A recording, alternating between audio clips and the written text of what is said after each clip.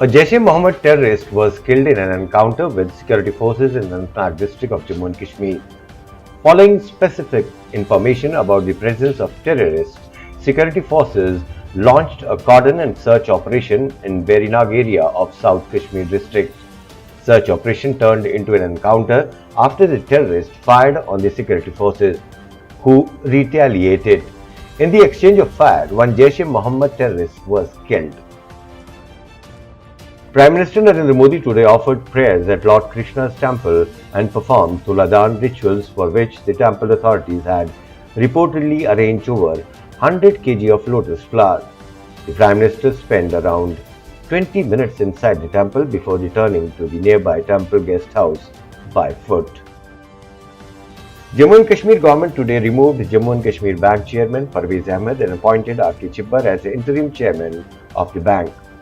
An order issued by Additional Secretary Finance said that Parvez Ahmed, chairman cum managing director, shall cease to be director on the board of directors of the bank and consequently be no longer the chairman cum managing director of the board.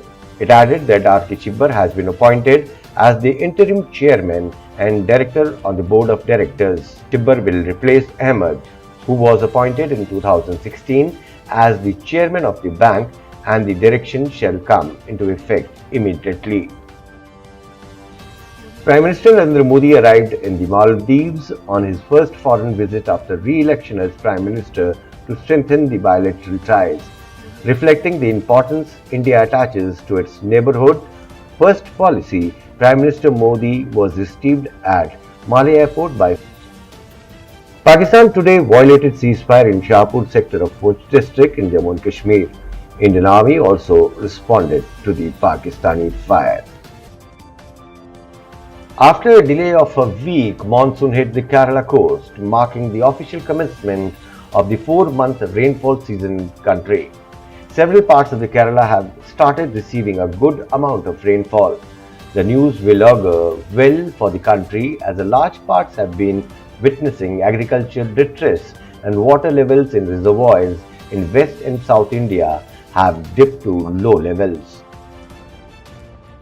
Continuing his attack on the Prime Minister on the second day of his visit to Wayanad, Congress President Rahul Gandhi said Narendra Modi's Lok Sabha election campaign was filled with lies, poison and hatred.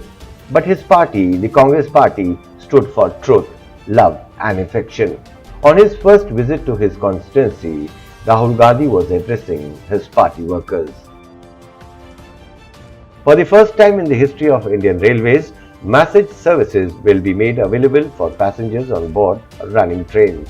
This facility will be made available in 39 trains departing from Indore.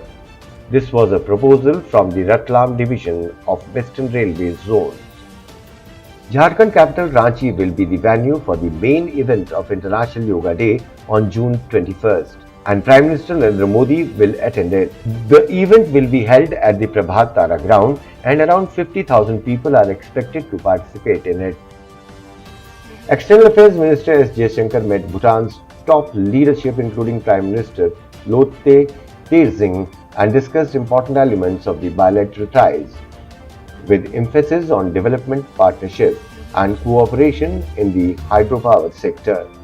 Jaishankar is on a 2-day visit, his first overseas trip after assuming charge of the Ministry of External Affairs. He also conveyed Prime Minister Narendra Modi's greeting during his talk with Prime Minister Tshering. Following the meeting, Prime Minister Tshering appreciated Jaishankar's visit to Bhutan soon after assuming the office. UN's Secretary General Antonio Guterres has praised the Indian UN Development Partnership Fund for championing greater prosperity. India is a valued supporter of South-South cooperation. The Indian Air Force signed a 300 crore deal with Israel for around 100 Spice 2000 bombs. These bombs were used during the February 26 airstrikes in madrasas of Jaish-e-Mohammed in Pakistan's Balakot. The bombs would reportedly be delivered to Indian Air Force in the next 3 months. This is reportedly the first defense deal to be inked by the new government.